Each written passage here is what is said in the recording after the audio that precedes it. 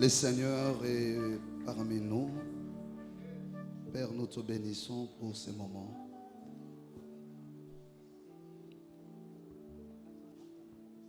Que toute la gloire te revienne.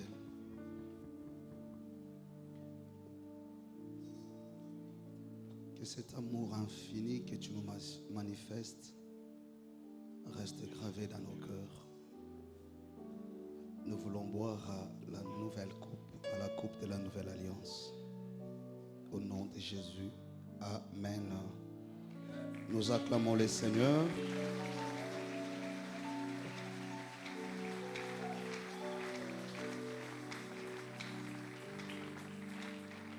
Gloire à Jésus. Nous allons prendre nos Bibles. Nous allons lire la parole du Seigneur. Que Dieu bénisse sa servante, la pasteur Esther et le groupe d'adoration. Que Dieu nous bénisse également pour cette première partie de notre service. Nous allons écouter la parole du Seigneur et nous aurons la scène qui est là. C'est un grand jour. Nous clôturons notre séminaire sur la Pâque et nous célébrons la grande fête de la Pâque. Matthieu chapitre 27. Je vais lire les versets 62 jusqu'au verset 66 et je prendrai les chapitres 28, premier verset, jusqu'au verset 10.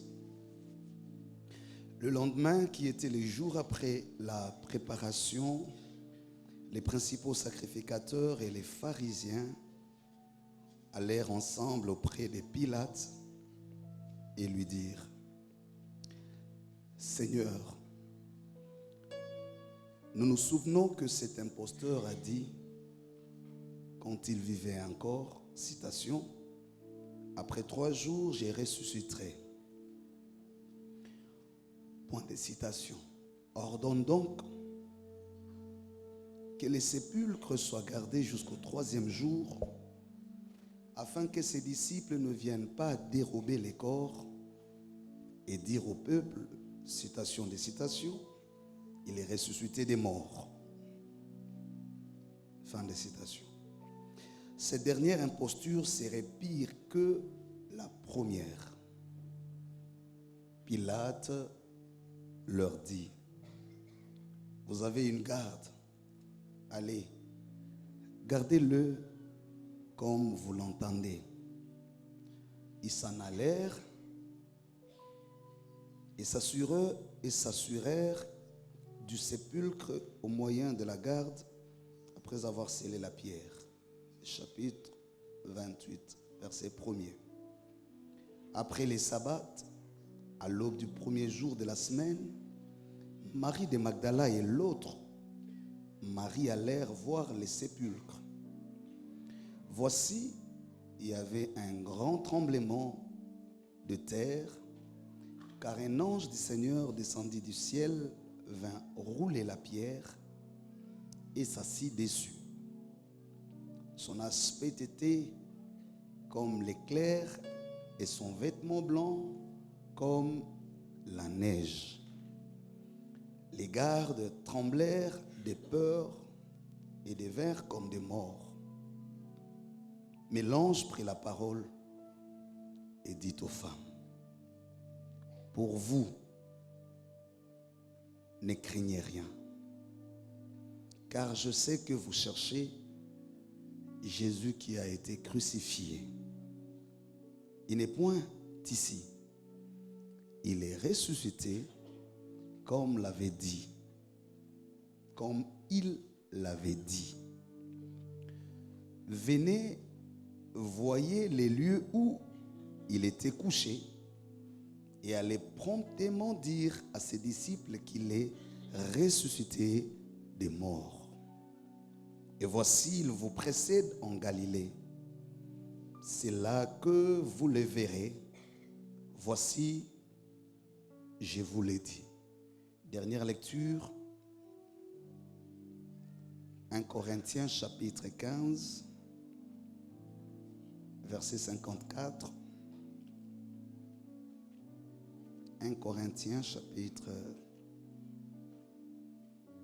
15, verset 54 jusqu'au verset 56.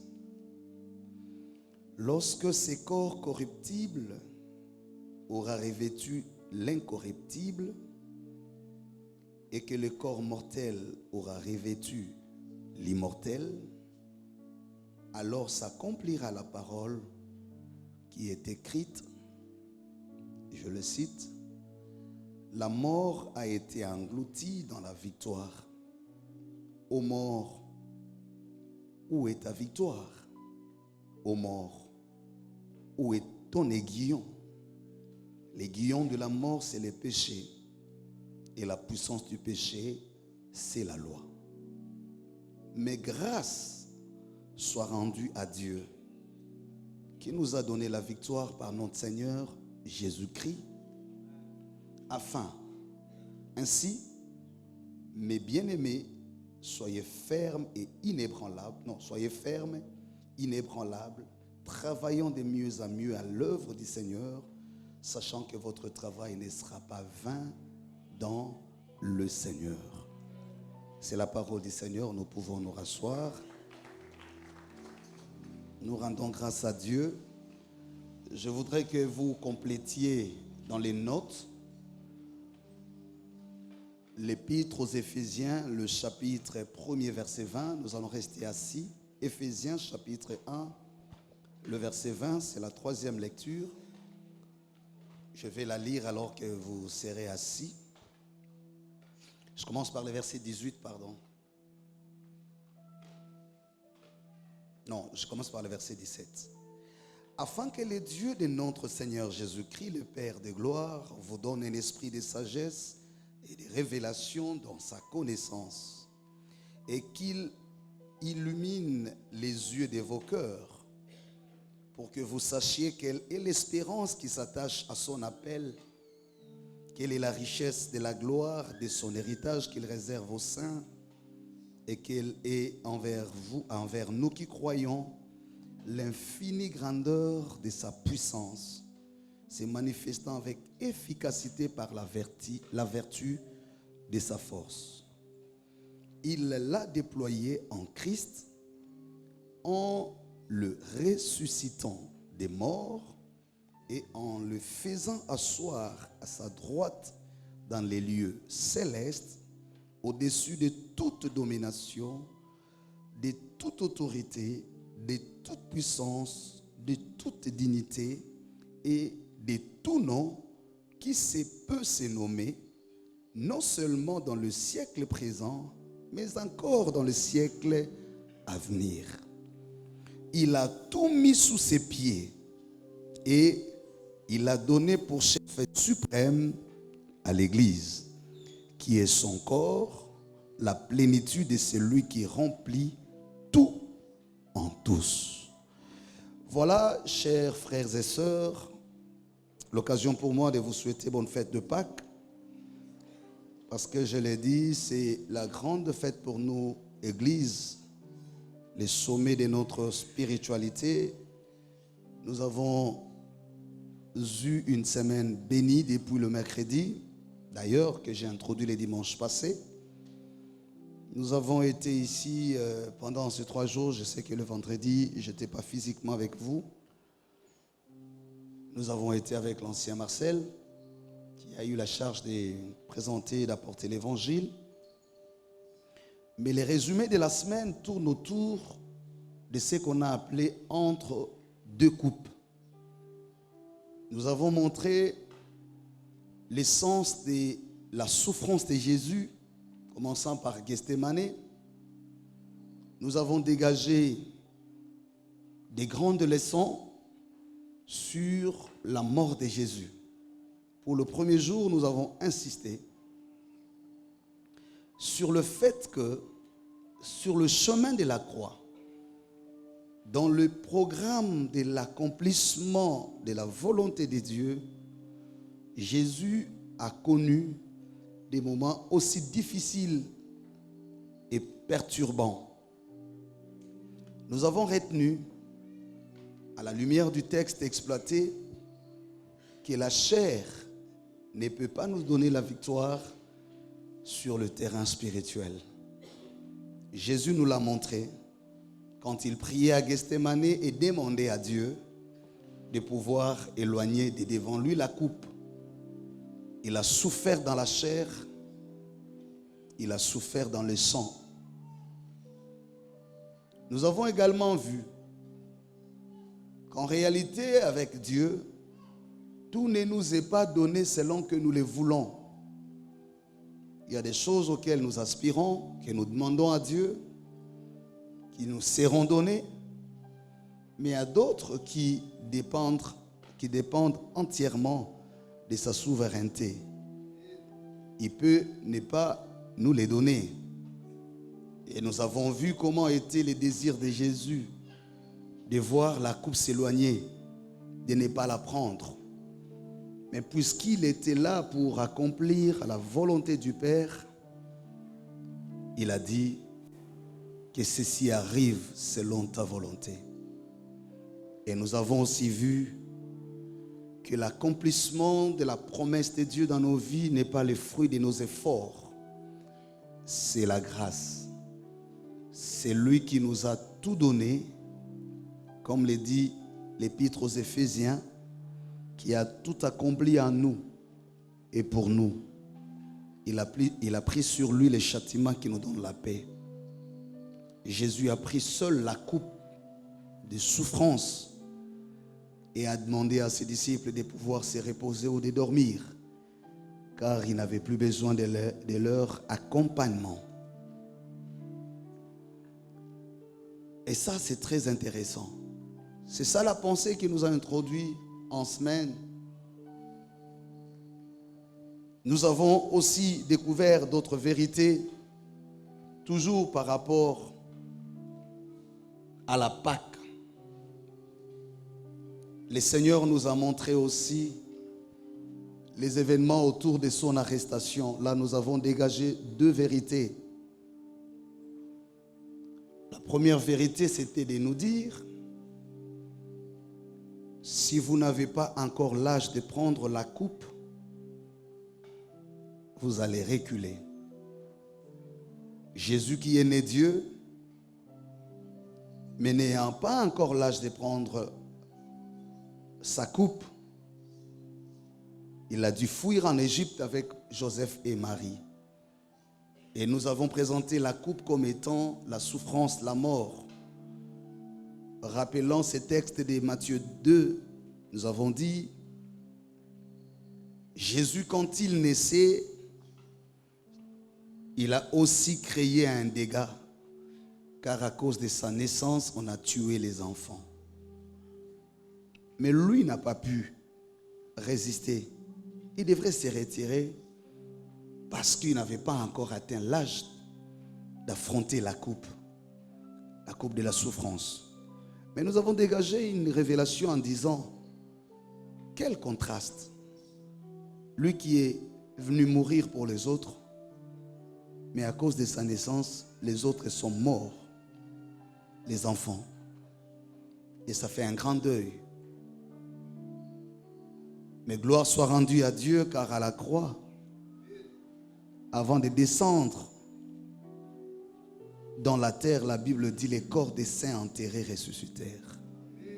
Nous avons montré comment Dieu est fidèle et sait payer les litiges qu'il laisse dans nos vies. Il ne pouvait pas être enterré en laissant les femmes qui ont pleuré leurs enfants lors de sa naissance. Nous avons fait ces parallélismes de l'événement de la croix avec l'événement de sa naissance. Et nous avons montré de quelle manière Jésus restait fidèle et puissant. La deuxième vérité, nous avions dit: ne commettons pas les erreurs stratégiques comme Pierre. Parce que quand on est venu arrêter Jésus, il n'a plus fui en Égypte. C'est lui qui s'est présenté en disant: qui cherchez-vous? Quand il s'est rendu compte que c'est lui qu'on cherchait, il dit: mais voici.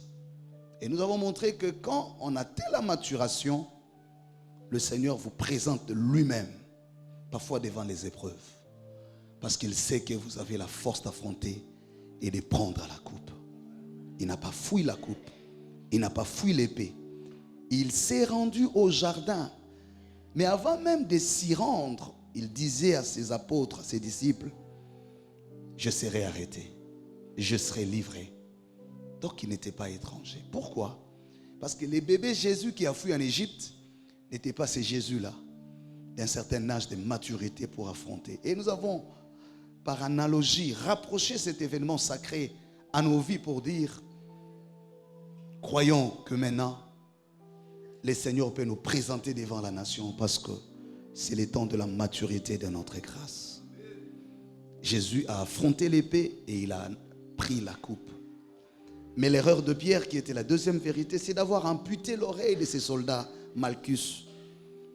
Parce qu'il voulait utiliser l'épée. Jésus lui dit, ce n'est pas une affaire de la chair ni de la force. Ici, il s'agit de l'accomplissement. Je dois boire à la coupe mais destinée par le Père. Et nous avons montré le symbolisme derrière l'oreille en disant, l'oreille est faite pour écouter. Et Marcus, représentant les Romains, donc le monde, ne pouvait pas rester avec un seul cri de Jésus, le cri de la croix. Il fallait toutes ses oreilles pour qu'il entende aussi le cri de la résurrection et les bruits de la Pentecôte. Donc Jésus a remis l'oreille à sa place parce qu'il savait que son témoignage devrait être complet. Parce que, étant l'agneau de la Pâque, sa mission était complète. Les vendredis, on nous a parlé du mystère de la croix, de ce qu'apporte l'amour, la justice de Jésus au travers de la croix, car tout a été accompli à la croix de Golgotha. Et donc, si vous avez alors les résumés de la semaine, de ces mois avancés et terminés, notre parcours d'enseignement, aujourd'hui, je voudrais aborder la grande thématique de la foi chrétienne, qui est la résurrection. La résurrection est un concept qu'on découvre déjà dans l'Ancien Testament, parce qu'elle s'est définie, la résurrection, comme étant le retour à la vie. Ce n'est pas un concept nouveau du Nouveau Testament. On trouve les traces de la résurrection des morts. Nous avons la femme sunamite. Rappelez-vous, dans la première écriture des rois, un roi, je veux dire, comment on a ressuscité son enfant. Donc il y a eu des prophètes qui aussi Dieu utilisait pour la résurrection.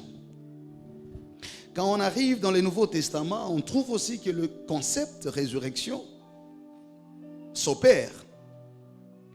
Vous lirez en Luc chapitre 7, il s'agit là de la résurrection de la veuve de Naïn, un miracle opéré par Jésus lui-même. Vous lirez Jean chapitre 11, la résurrection de Lazare, celle d'ailleurs qui se rapproche de la résurrection de Jésus parce que lui, c'était 4 jours après la mort.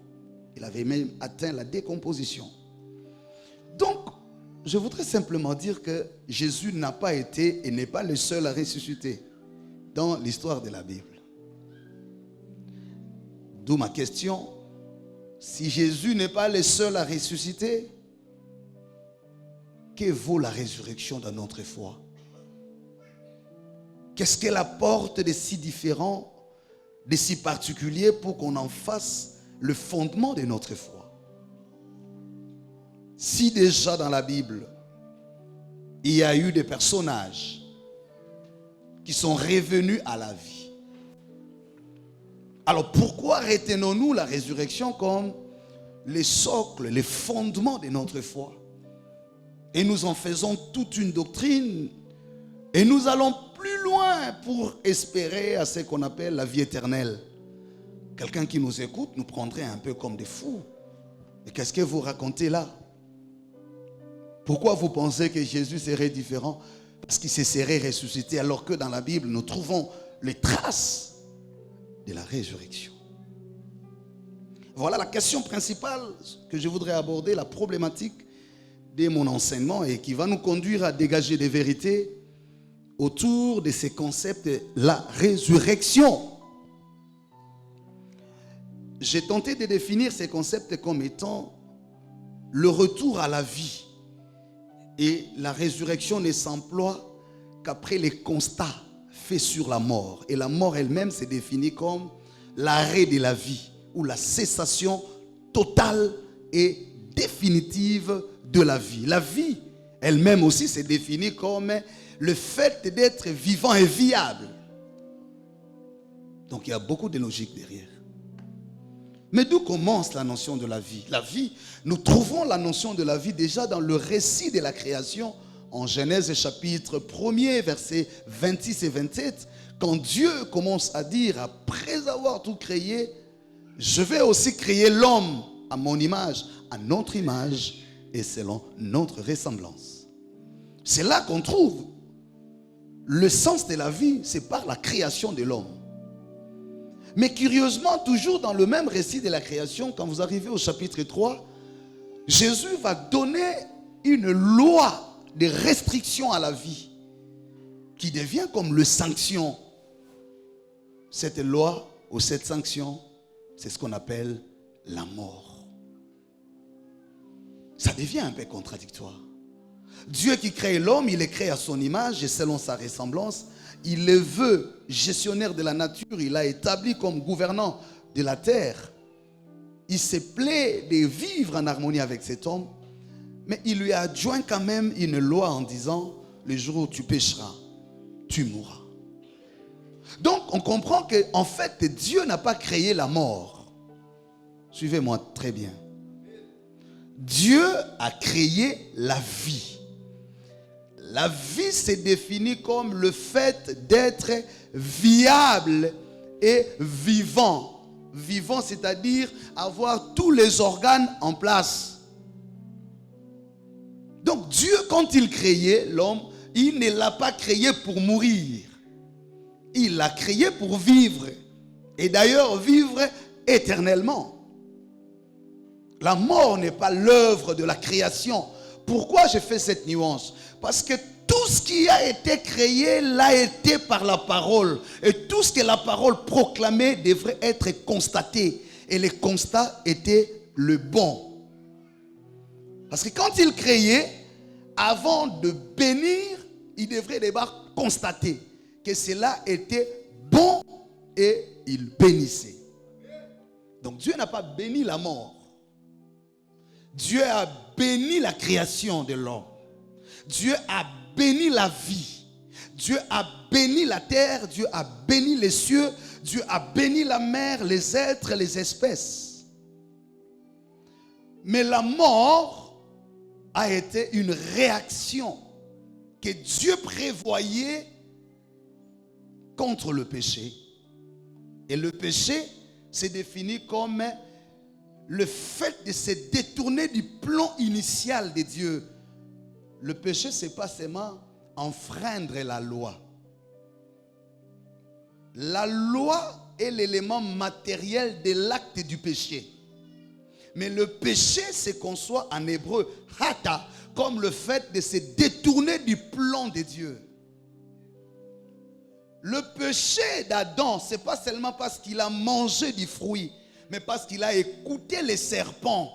Et le serpent lui a proposé autre chose que la proposition de Dieu.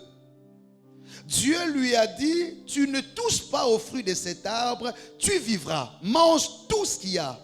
Mais le diable lui dit, si tu manges du fruit, tes yeux s'ouvriront et tu deviendras comme Dieu. Est-ce que quelqu'un me suit? Donc, ce n'est pas parce qu'il a mangé le fruit n'était qu'un symbole. J'ai dit, la loi, c'est ce qui définit l'acte matériel du péché. C'est quand on enfreint la loi qu'on commet le péché. Mais le péché, c'est comme ça qu'on fait la différence entre la loi humaine, la loi naturelle et la loi divine. La loi humaine, c'est faire la volonté du législateur. Mais la loi divine, c'est croire au projet de Dieu. Restez dans le schéma de Dieu. Si vous me ratez à l'introduction, il est difficile de m'avoir à la conclusion. Comme ça que j'aime toujours commencer par poser les jalons et j'enseigne. Acclamons le Seigneur si nous sommes là. Gloire à Dieu. Gloire à Dieu. Donc, il ne faut pas confondre la loi naturelle. Ce qu'on appelle la loi naturelle, c'est la loi qui organise les cosmos, la nature. Les lois positives sont celles qui régissent les ordres sociétals, la société, l'État. On parle de la volonté du législateur. Mais la loi divine est celle qui dévoile la volonté de Dieu ou les schémas de Dieu. Donc lorsqu'on parle du péché dans la Bible, ce n'est pas seulement parce que quelqu'un a volé, quelqu'un a tué, quelqu'un a commis l'adultère, l'impudicité, je ne sais pas trop ce qu'on liste. Le péché au sens étymologique de la Bible, c'est le fait de se détourner du plan de Dieu. C'est comme ça quand le diable vient, on le présente comme les rusés. Les rusés, c'est celui qui crée la confusion. La ruse, c'est la dissimulation. Vouloir faire ressembler le faux au vrai. Proposer autre chose que ce qu'il y a. Faire croire qu'on n'est pas ce qu'on est. Vouloir donner ce qui ne vaut rien par rapport à ce qu'on a. Proposer une voie, proposer un chemin, proposer un engagement qui te détache de l'engagement initial. Parce que quand Dieu se présente à l'homme, il se présente comme le donneur de la vie, mais aussi le donneur du bonheur. Il ne vient pas comme un Dieu incomplet qui laisse l'homme compléter le bonheur par lui-même. Il lui a tout donné et il veut qu'il dépende de lui en tout et pour tout. Mais quand le diable vient, il lui fait voir qu'au-delà de ce que Dieu lui a donné, il y avait mieux, mais qui lui était caché. Si tu manges, tu deviendras. Et si vous lisez les textes de Genèse 3, la femme a été séduite. Pourquoi? Pas parce que les fruits étaient seulement agréables à manger, mais parce qu'elle était aussi subtile et utile à ouvrir, à donner accès. Vous allez comprendre quand Paul écrit aux Éphésiens en disant que le Seigneur illumine les yeux de vos cœurs pour que vous découvriez le destin qui est rattaché à notre appel. Parce que le diable a ouvert les yeux de la femme, mais pour lui faire voir les mauvais desseins. C'est comme ça qu'il nous dit. Vous êtes chrétien. Parfois, vous tombez dans les erreurs parce que vous ignorez à quoi est rattaché le dessein de votre appel. Le plan de Dieu. Le diable, le séducteur, a toujours tendance à nous proposer ce qui nous présente comme étant le mieux que ce que Dieu nous a déjà donné.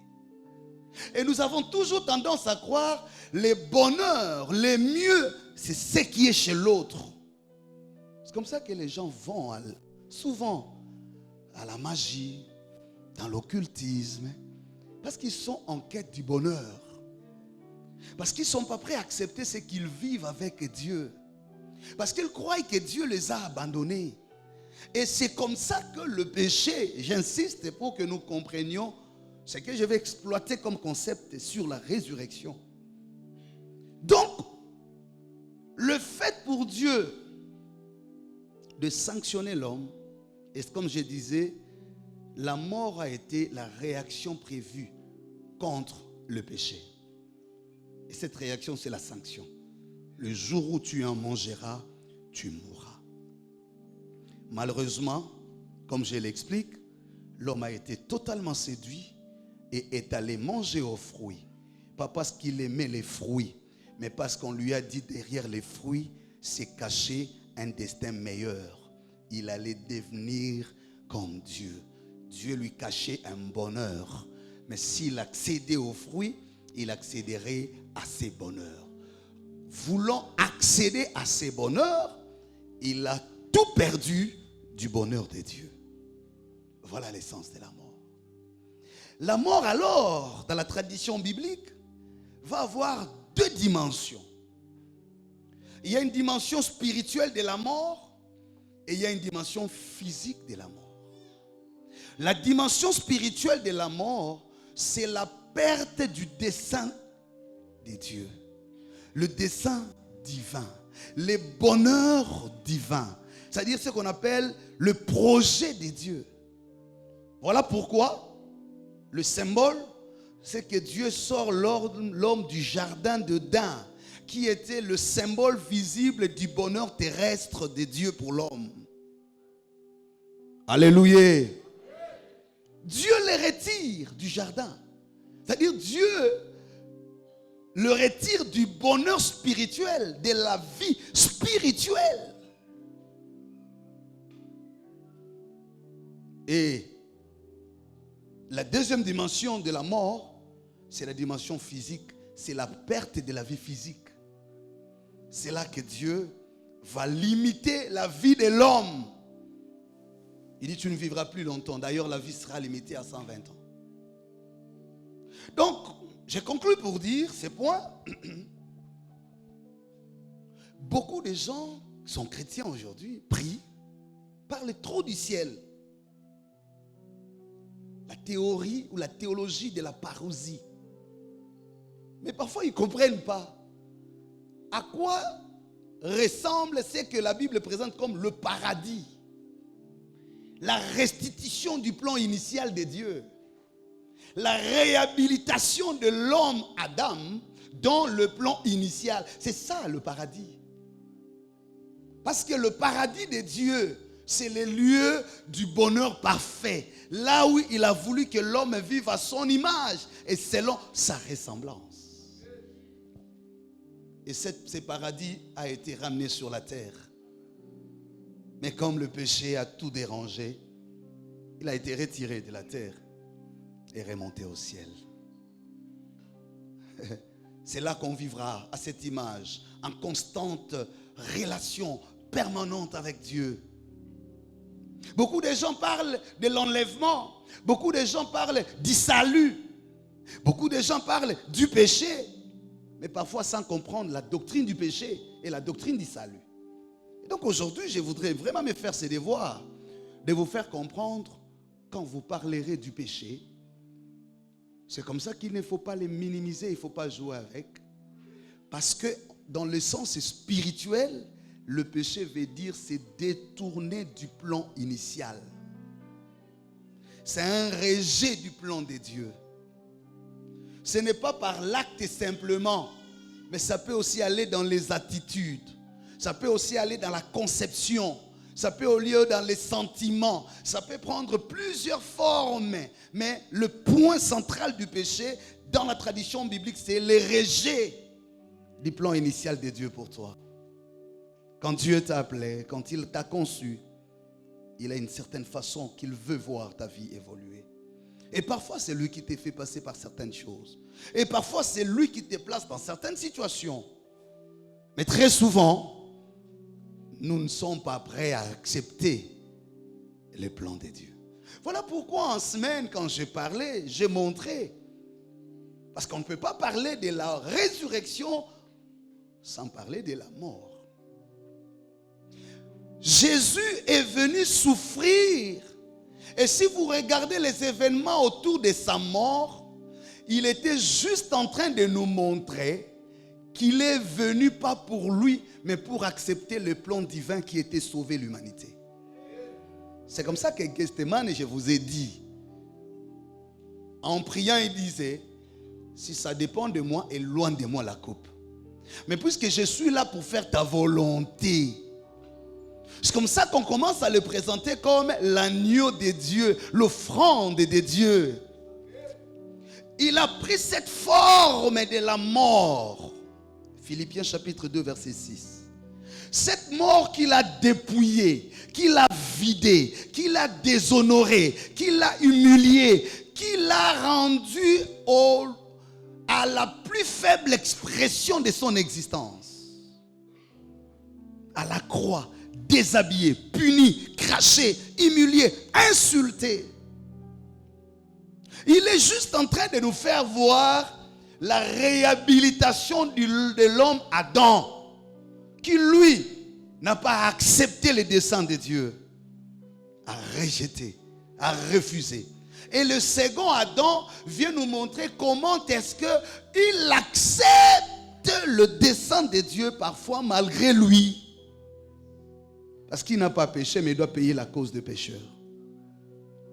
Alléluia. Donc déjà quand nous parlons de la mort, j'ai insisté pour nous dire les deux sens de la mort, conséquences physiques et spirituelles. Et je vous ai dit que la mort n'a pas été créée par la volonté de Dieu, c'est une sanction au péché pour limiter la vie.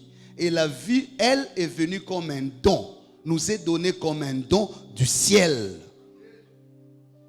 Et à cause du péché, nous avons perdu ces dons de la vie. Et la défaite de l'homme en Éden, qui conduit à la mort, a laissé deux grands défis. Le premier défi, c'est la domination du diable sur l'homme.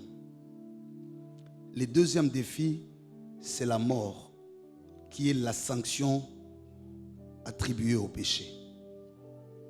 Donc, toute la tradition biblique de l'Ancien Testament, que ce soit les prophètes, il y a eu deux défis qu'aucun prophète n'a su relever. Le défi de la domination du diable sur l'homme.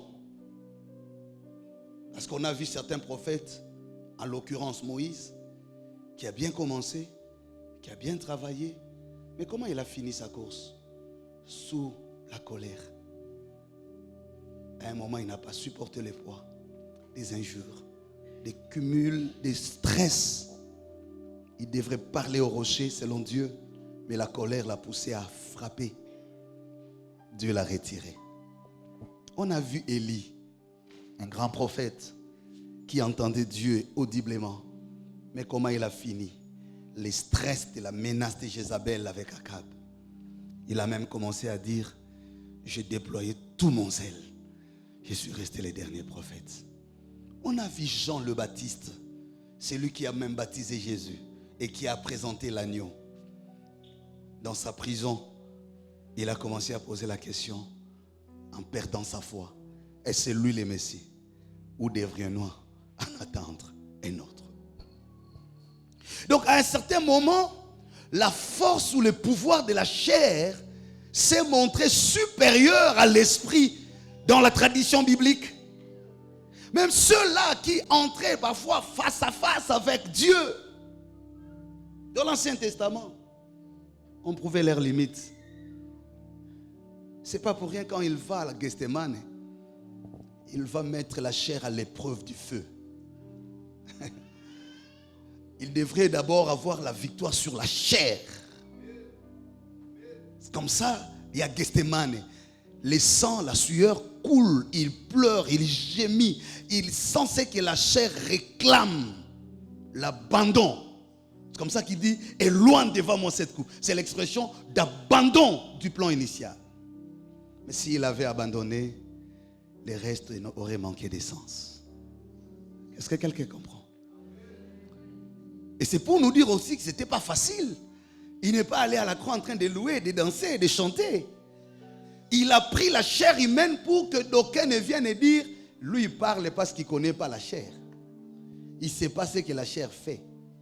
Il est né en prenant la forme humaine, comme le dit Philippiens chapitre 2, verset 6. Lui qui était égal au Père, il n'a pas considéré cela comme une proie à arracher. Il s'est revêtu du corps mortel qui subit, qui sent comme nous tous. Et à Gethsémane, il sent ce que la chair lui demande, rejette, abandonne, dépose, insulte, fuit. Alléluia. Pour arriver à cette victoire, il fallait passer par là.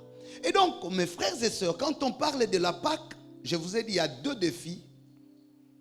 Les défis de la chair, qui représente le péché au sens de la domination du mal sur le bien et les défis de la vie. Le premier défi de la Pâque, Jésus devrait l'accomplir ou le relever à la croix. Parce qu'à la croix, il devrait montrer que il est possible de vivre avec Dieu sans laisser l'ennemi dominer sur nous. Il devrait vider les litiges de l'homme Adam en montrant au diable que parmi ceux qui sont nés de la femme, il y a un qui est venu écraser la tête du serpent. Vous savez pourquoi on parle de la tête du serpent? Parce que le serpent est montré dans la Bible comme l'être séducteur. L'expression écraser la tête du serpent veut dire vaincre la séduction. Veut dire vaincre la source du péché. C'est ça l'expression.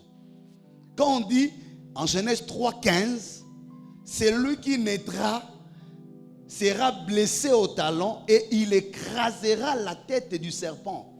Parce que quand le diable vient dans le jardin, il prend l'image du serpent. Et Dieu renvoie les combats et la victoire sur le diable par rapport au terrain où il a opéré. Est-ce que quelqu'un comprend cela? Donc en disant qu'il va écraser la tête du serpent, il était dit, c'est lui qui viendra vaincre le pouvoir de la séduction.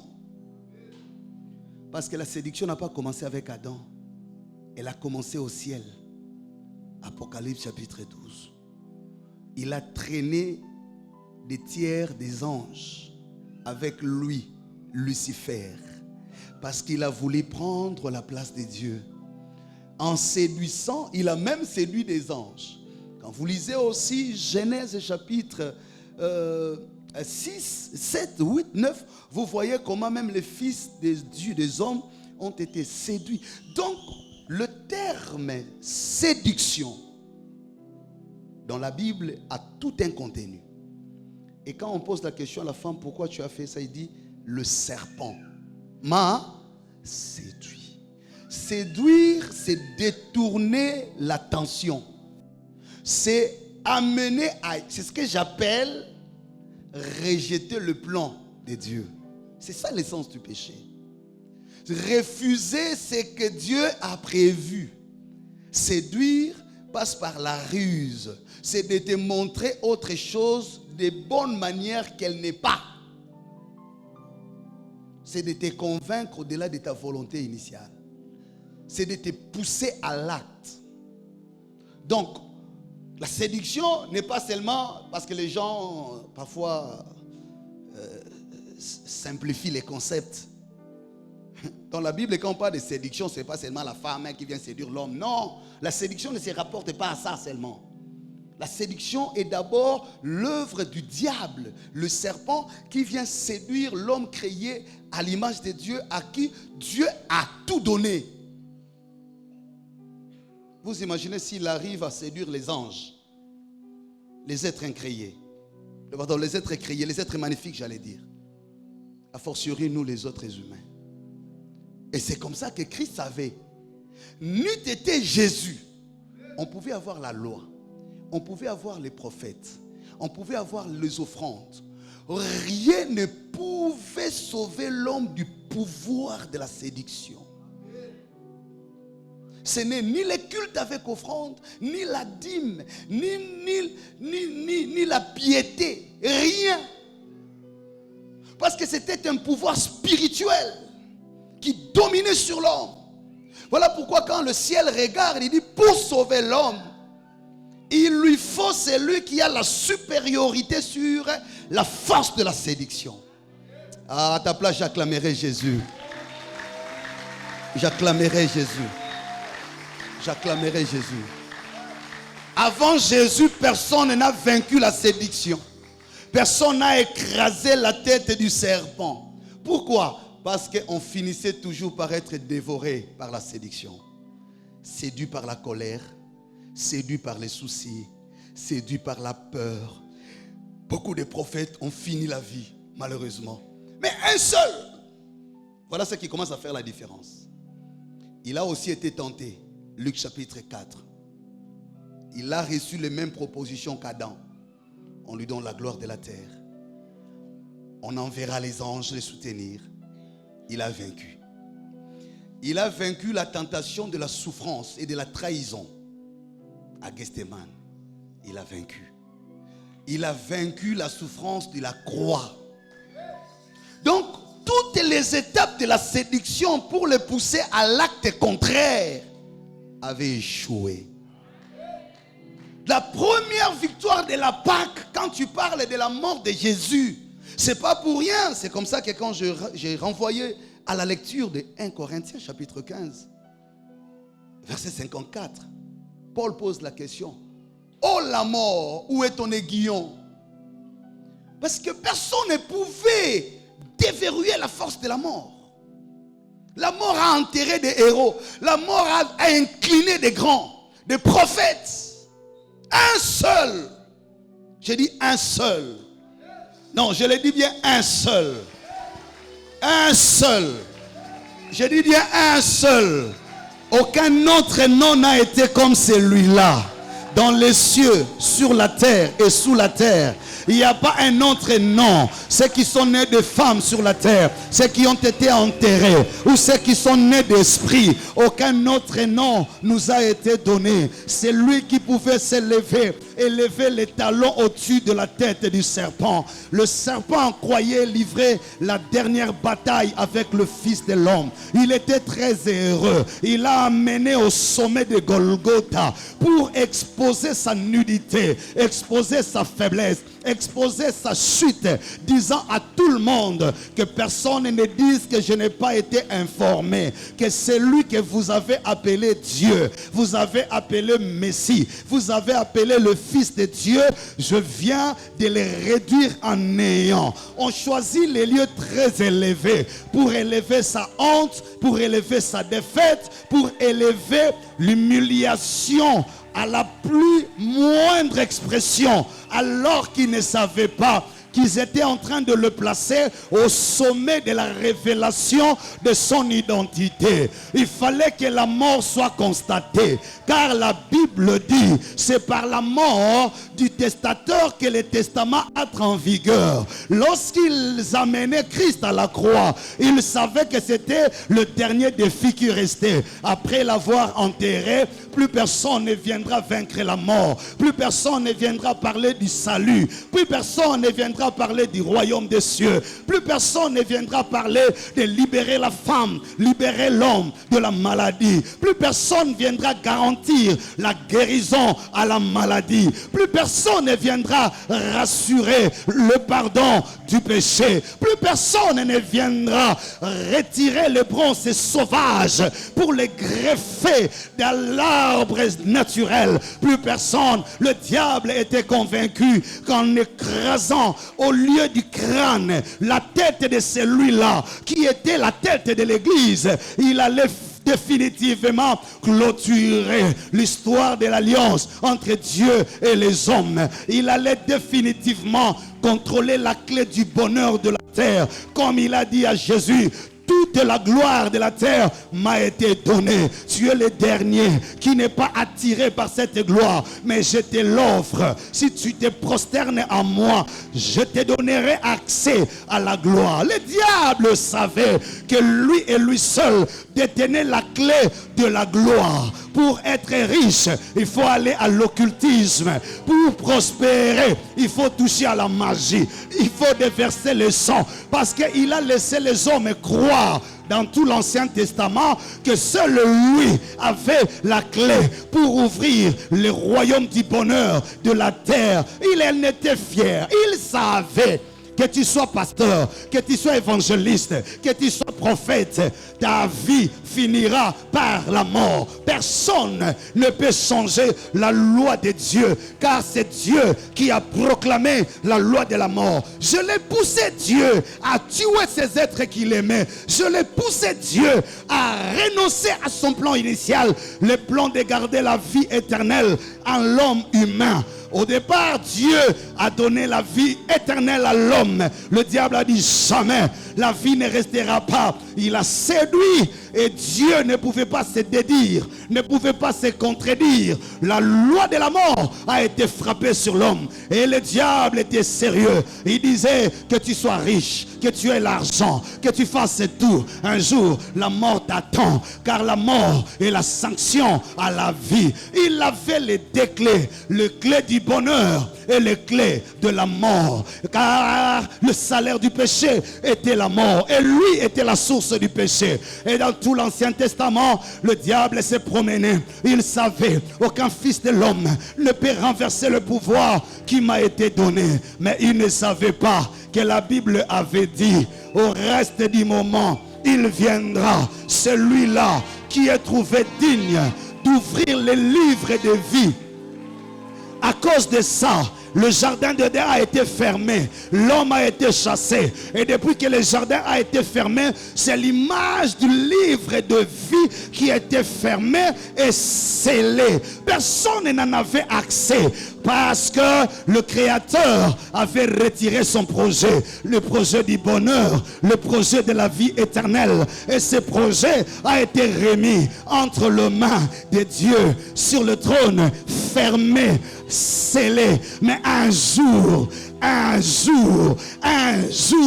pendant qu'on pleurait le sort de l'humanité, qui nous délivrera du péché? Car la condamnation, nous sommes nés pécheurs, nous grandissons dans le péché et nous mourrons pécheurs, nous irons en enfer, nous plairions. C'est pourquoi certains n'ont même pas besoin de Jésus, parce qu'ils se disaient au Sambela te, au Kufano Kaka, ni n'angwe sungayo, ni n'angwe salema. L'image des gens qui pleuraient, qui est digne d'ouvrir les livres de vie, qui peut mettre fin à l'hémorragie de la mort, qui finira la force et l'aiguillon de la mort, qui viendra abroger l'acte dont les ordonnances nous condamnaient. Car tout acte de Dieu est scellé par l'encre. Quand il proclame, il met le sceau. Ne peut déceler le sceau qu'un autre sceau supérieur au sceau qui avait scellé.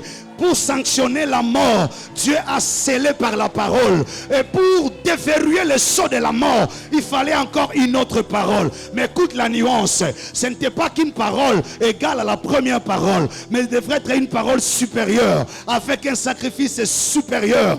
Car le sceau avait scellé les livres. Le problème n'était pas dans le livre, d'ailleurs écrit en dehors et en dedans. En dehors, c'est la partie de la vie qui restait à l'homme de vivre sur la terre, mais en dedans c'est le bonheur éternel, c'est le plan divin, c'est le plan éternel. Personne ne pouvait accéder à cela. Et Jean pleurait, qui est digne d'ouvrir les livres de vie. Et pendant qu'il pleurait, l'ange lui dira, écoute, il y a l'un qui est trouvé digne. Il s'appelle pas le lion de la tribu, non, il s'appelle pas le prophète de la nation, non, il s'appelle pas le Messie, non, mais la Bible dit, c'est lui, l'agneau de Dieu. L'identité, le sommet de l'identité, c'est l'identité de la croix. On n'identifie pas à la naissance, on ne l'identifie pas à l'onction, on ne l'identifie pas au miracle, parce que beaucoup sont nés comme lui, beaucoup ont grandi comme lui, beaucoup ont témoigné comme lui, beaucoup ont prêché comme lui, beaucoup ont guéri comme lui, beaucoup ont ressuscité comme lui. Mais le sommet de son identité, c'est l'identité de la croix, qu'aucun prophète, aucun autre ne pouvait avoir. Et lorsqu'on regarde dans la révélation d'Apocalypse, on ne voit pas un prophète, non, on ne voit pas un sacrificateur, non, on ne voit pas un messie, non, on ne voit pas les lions de la tribu de Juda, mais on voit qui? L'agneau. Or l'agneau, c'est celui qui a la formule de la tête du serpent. On opposera à l'agneau le serpent. Or, Dans l'Ancien Testament, lorsque le serpent avait mordu, pour guérir les gens, il fallait trouver le symbole d'un autre serpent pour arrêter l'hémorragie.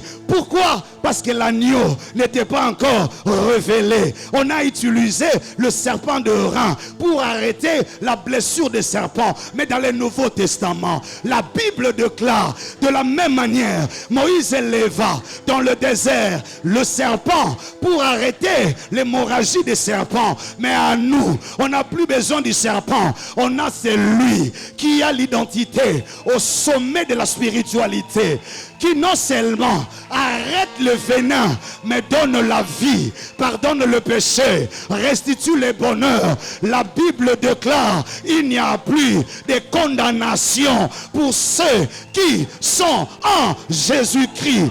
Il ne pardonne pas seulement le péché, mais il donne le plan divin. Il donne le salut. Il donne le pardon éternel. Il donne la vie éternelle. Le serpent du désert a arrêté les venins. Mais lui, l'agneau de la Pâque, ne vient pas seulement arrêter la maladie de ton corps. Il ne vient pas seulement arrêter la sorcellerie de la famille. Il ne vient pas seulement arrêter la stérilité. Il ne vient pas seulement donner l'argent. Mais ma Bible dit, dans les cieux, sur la terre et sous la terre, aucun autre nom, aïe aïe aïe aïe aïe aïe aïe aïe, devant lequel tout genou fléchit et toute bouche confesse. La Bible dit encore, lui qui a ressuscité Jésus d'entre les morts, lui qui a été l'agneau de Dieu, pendant qu'il était en train d'aller à la croix, le diable ne savait pas que c'était la formule pour déverrouiller le livre des vies. On était en train d'écraser. Mais tu sais comment le livre a été déverrouillé?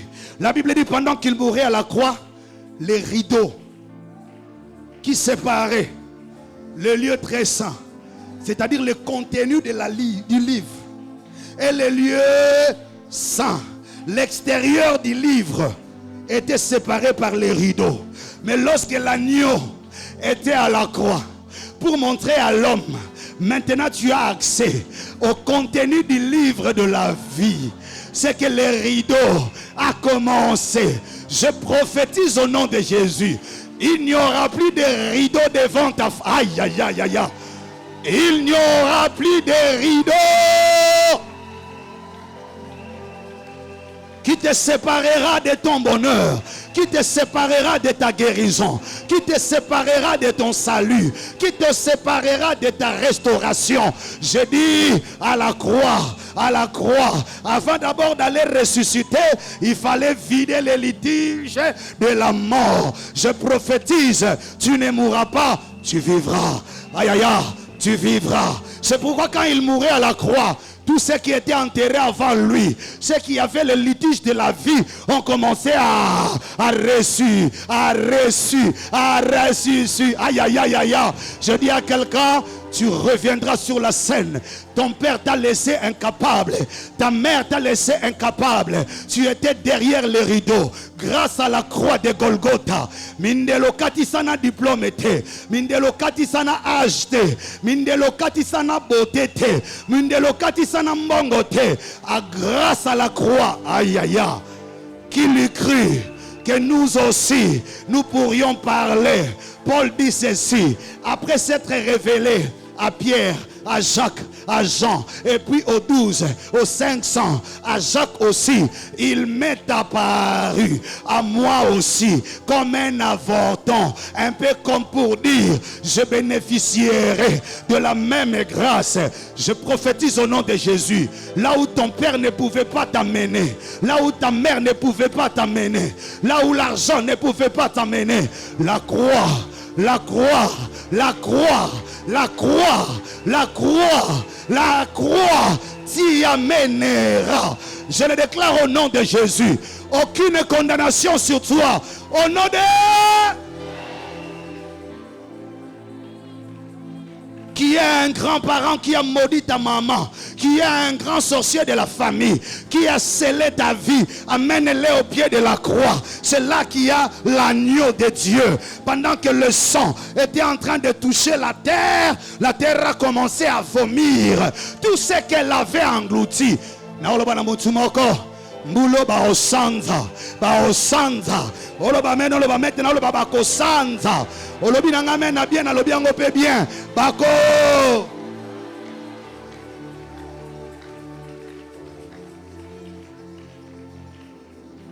La dernière formule que le diable n'a pas attendue, c'est la croix. Quand elle a été élevée, ils se sont rendus compte d'avoir commis l'erreur. Maintenant, ils veulent passer à la deuxième vitesse. C'est l'enterrement. Ils se sont dit, on l'a mis à la croix et puis les rideaux s'est déchiré. La Bible dit dans ce texte, ce sont les sacrificateurs. Après avoir subi les événements de la croix, ils se sont rappelés, dit, cet homme disait qu'après sa mort, il allait ressusciter 3 jours. Frère, si ça ne valait rien, ça n'allait pas les inquiéter. Vous savez pourquoi ils se sont rappelés de cette promesse? À cause des effets de la croix. Ils ne s'attendaient pas à ce qui s'est passé à la croix. Que le sang ressuscite, que les rideaux sacrés se déchirent, que la terre tremble et que l'obscurité envahisse la terre. Ils ont commencé à prendre au sérieux tout ce qu'il avait annoncé. Parce que pour eux, la croix était l'enterrement des promesses de Jésus. Mais quand ils ont commencé à voir, je dis à quelqu'un, tu sais que dans leur plan, 2023 était l'année de ton enterrement. Les choses qui se sont passées en 2023 les ont poussés à devenir plus attentifs en 2024. Je parle comme prophète de Dieu. Je parle comme prophète de Dieu. Dans leur pronostic, ils savaient qu'après la mort de papa, aucun germe ne pouvait s'élever sur ces sols. Ils avaient concentré de l'énergie de leur combat sur papa. Ils savaient qu'en mettant à terre sa tête, ils vont courber toutes les plantes de la famille. Ce qui est en train de se passer depuis 3 dernières années rend les sorciers de ta famille très conscients et attentifs. Mais qu'est-ce qui se passe là-bas? N'est-ce pas que cette femme est déjà décédée? On sait que ses enfants sont laissés orphelines de père et de mère. Il semble que la cadette sera collée. Comment a-t-elle étudié? Qui a payé le frais? Je parle comme prophète de Dieu. Le Seigneur a amené tous les combats à Golgotha. Il les a laissés se concentrer sur lui. Les uns s'occupaient de la tunique, les autres du manteau, les autres de la couronne d'épines, les autres prenaient la main gauche pour mettre les clous, les autres la main droite, les autres perçaient les côtés. Tous les radars étaient concentrés à Golgotha. Il les a laissés sur le terrain de la mort. Mais lorsqu'ils ont vu le signe de Golgotha, il dit non, non, non, non, non, non, non, non, non, non. Commencez à prendre toutes les promesses au sérieux. Elle était tout le temps malade. Nous savions qu'elle n'allait pas dépasser 18 ans. Il semble qu'elle prépare déjà son mariage.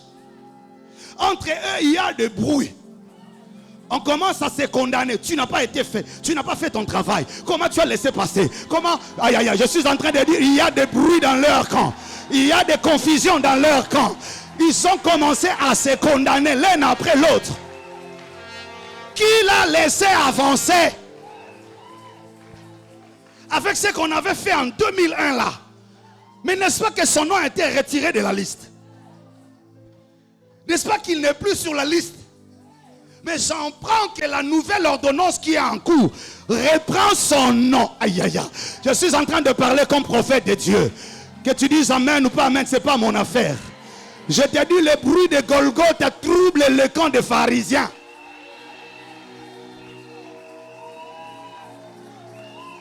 Nous savions qu'elle ne peut pas accoucher. C'est le banzolo koto chaka yewana. Libumone comme maman te. Mais Toyoki qui a une maternité. Elle est en plein travail. Qui a laissé passer? Qui a laissé passer? Je t'ai dit, ils étaient très sûrs que tu finiras pas 2023. Le sens de cette maladie était pour t'enterrer. Le choc que tu as eu là vient de te rater. C'était le dernier accident qu'ils avaient prévu. Je parle comme prophète de Dieu. Cet accident devrait t'emporter. Ils ne savent même pas comment tu as échappé belle. Le certificat de décès était déjà dressé. Ils avaient préparé des paroles de consolation pour venir distraire. Je parle comme prophète de Dieu. Cet homme a détruit ta vie. Il a cru avoir tout pris de toi. Comme ceux qui dépouillaient Jésus de tout. On n'a voulu rien lui laisser à la croix. Même pas la robe pour couvrir sa nudité. On dit il faut tout prendre. Et au final, ils ont tiré au sort sa tunique. Il était là seul. Rempli de sang. Pas même un petit habit pour couvrir sa nudité. Pas d'intimité. Il faut que les lorotés.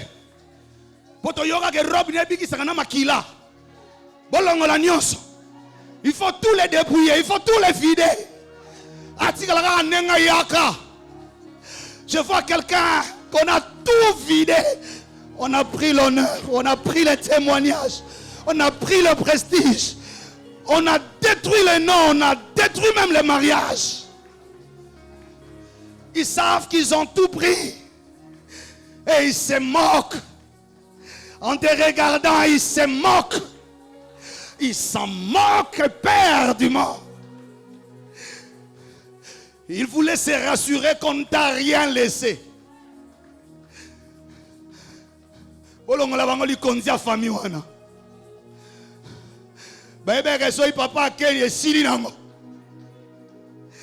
Ils ont cru tout pris.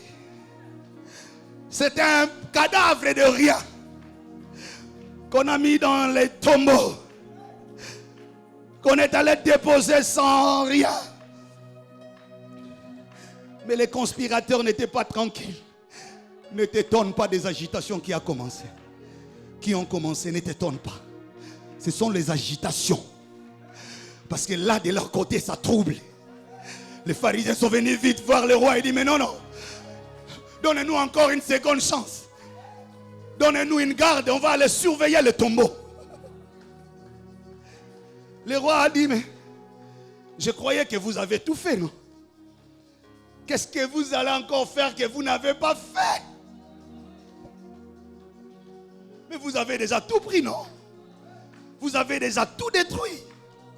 Vous avez déjà tout arraché. Qu'est-ce que vous croyez encore qu'il reste? Il dit non, non, non, non, non, permets-nous. Cet imposteur disait que le 3e jour, il ressuscitera. Et il aide à rajouter, cette imposture risque d'être pire.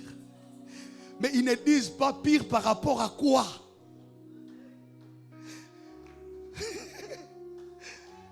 Parce que la mort est déjà en train d'être défiée. En fait, il voulait dire avec hypocrisie, sonio toko risque koyoka. Soka sekui. Et on le cas somo yabilembo ekulu setiki. Parce qu'à cause de la croix, quelqu'un a dit, cet homme était véritablement fils de Dieu. Quand il a dit, il a vu les rideaux se déchirer. Ça créait déjà la honte. Maintenant ils disent, sonio ko risque les cas. Roi, s'il te plaît, donne-nous l'occasion de veiller. Je parle comme prophète de Dieu. J'aime la réponse sage du roi. Il dit, mais vous avez une garde, non? Utilisez-la. Moi, je vous ai déjà livré l'homme. Vous avez fait tout ce que vous vouliez avec. Vous avez craché, vous avez marché, vous avez détruit. Je n'ai plus rien. Utilisez votre propre garde. La Bible dit, ils se sont réveillés. Ils sont allés encercler les tombeaux. Aïe, aïe, aïe, aïe.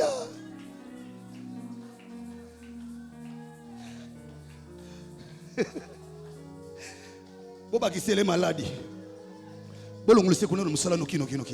Et c'est tension. Ça monte moi si tu es mobile. Et l'ongolais confiance. C'est des mécanismes de renforcement du tombeau. Ne t'inquiète pas.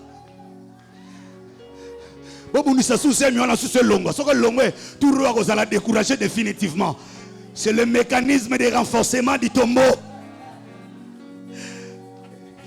Ils ont bien sécurisé les tombeaux. En réalité, le diable était en train de les inspirer pour dire: il vient de vaincre le péché. Mais s'il arrive à vaincre aussi la mort, c'est que la clé est totalement réduite. Aïe, aïe, aïe.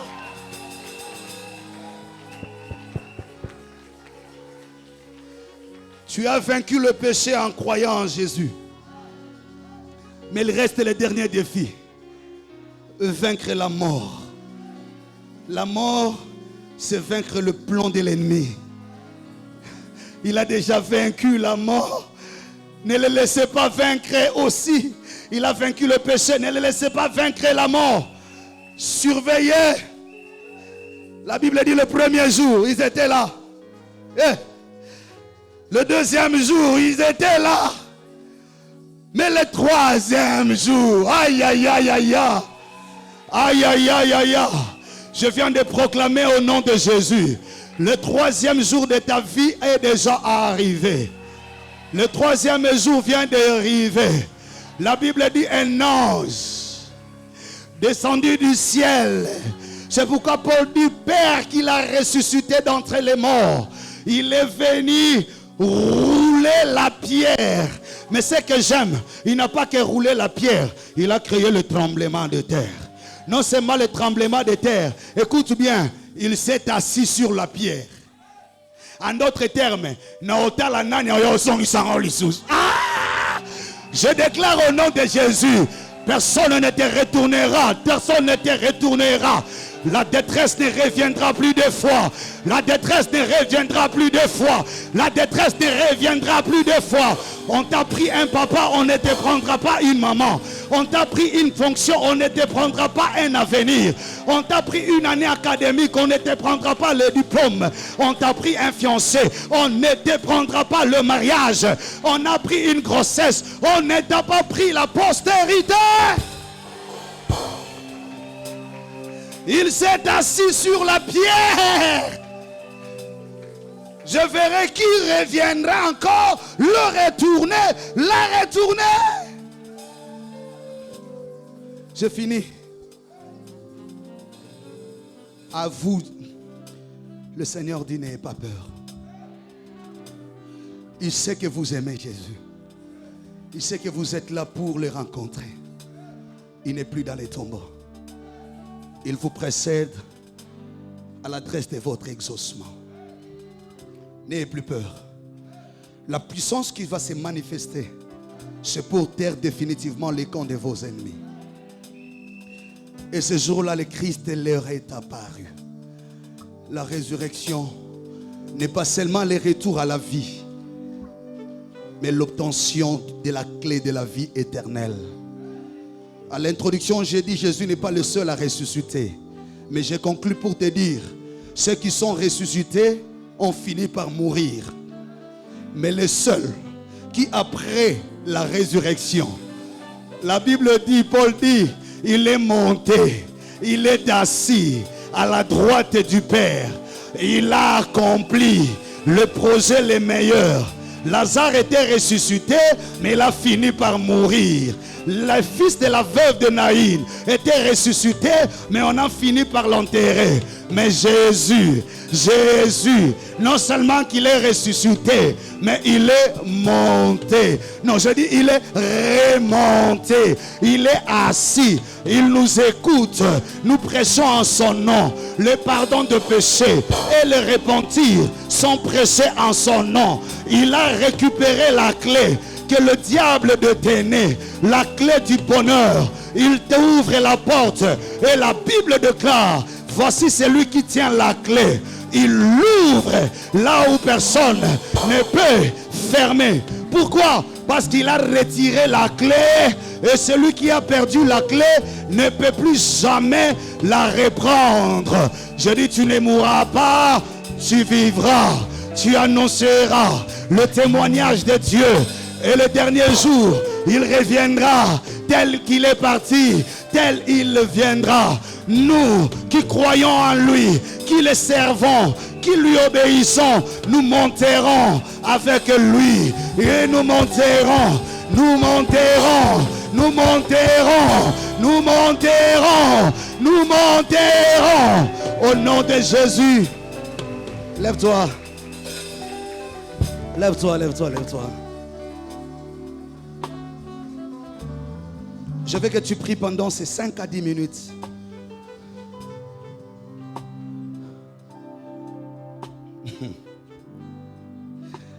Ils ont renforcé la garde. Les 2 victoires ont été obtenues. Et sur le péché,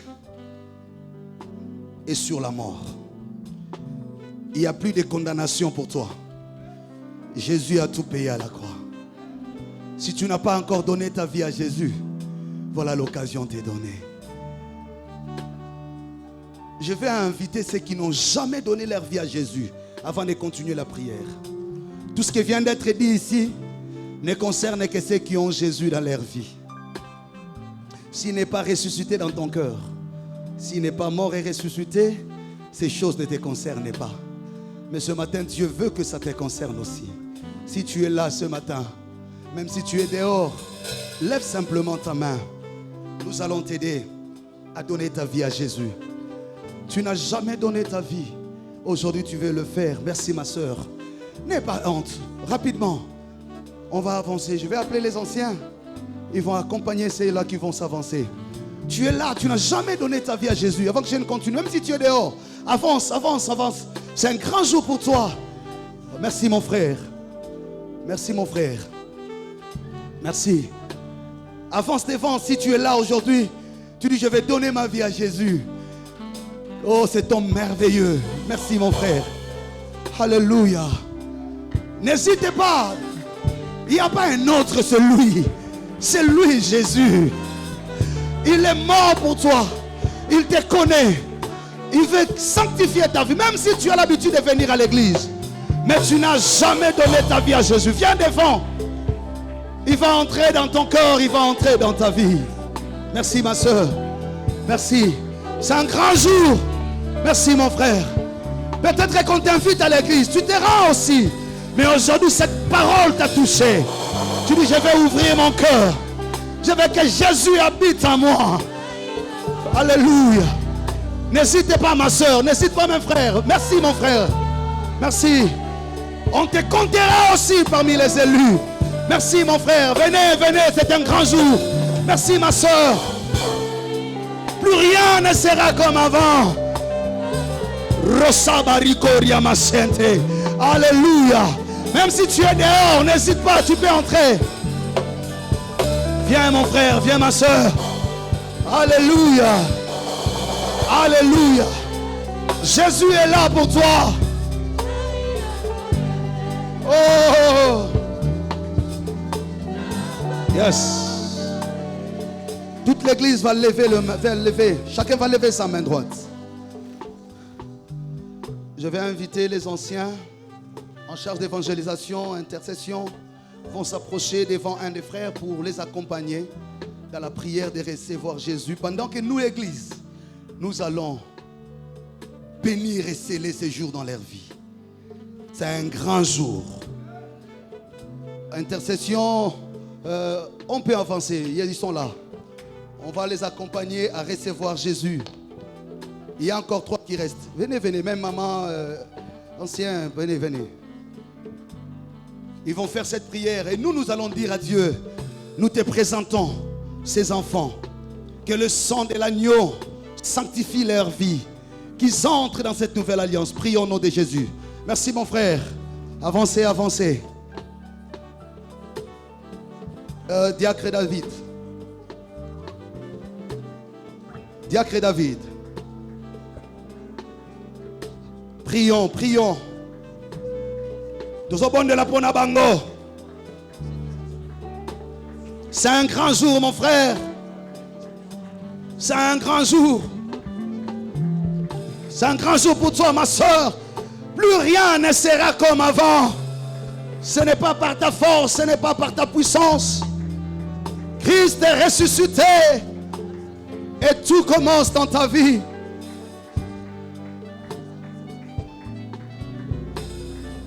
Alléluia. Oh.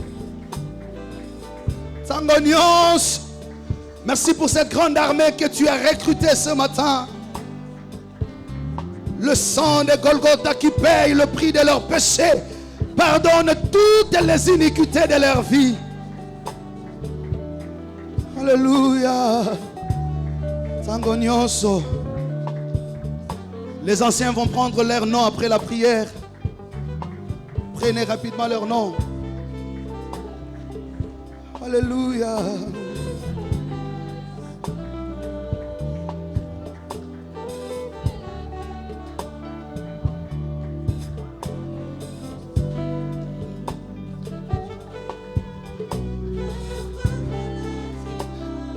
Écoute maintenant.